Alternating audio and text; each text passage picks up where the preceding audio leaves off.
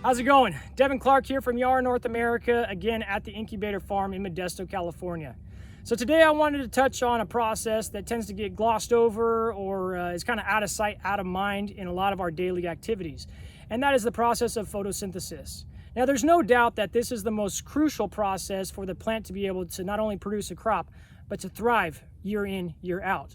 Now at its core, photosynthesis is the plant's ability to utilize water and sunlight energy to convert that into plant usable food. Now that plant usable food is in the form of carbohydrates or sugars. Typically what are produced from photosynthesis are simple sugars in the form of glucose and sucrose. Those simple sugars can then be combined together to create more complex sugars that are referred to as starches mainly. Now, the plant utilizes these simple and complex sugars similar to the way we utilize a bank account. Now, those simple sugars can be thought of as the checking account that is used on a daily basis for all the plant processes that require energy. And then those more complex starches can be thought of as a savings account that is held in reserve to be able to be degraded into simple sugars for those daily activities or for stress mitigation.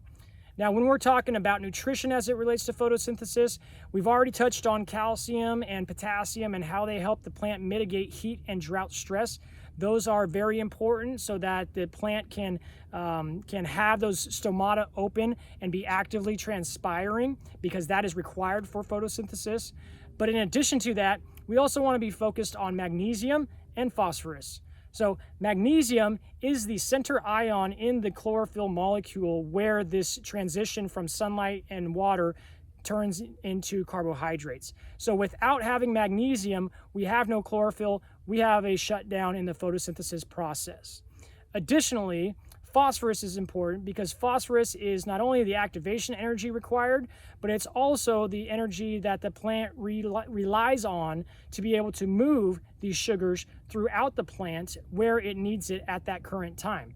Okay, so again, the two elements that we want to be cognizant of for supporting photosynthesis, supporting this year's crop, supporting the development of buds for next year's crop by producing carbohydrates is magnesium and phosphorus. Take a look at Yara Vita Bud Builder. 5 to 10 pounds per acre at this whole split time frame will do wonders in helping support that process of photosynthesis and producing and storing carbohydrates for this year's crop and for 2021. Thank you very much.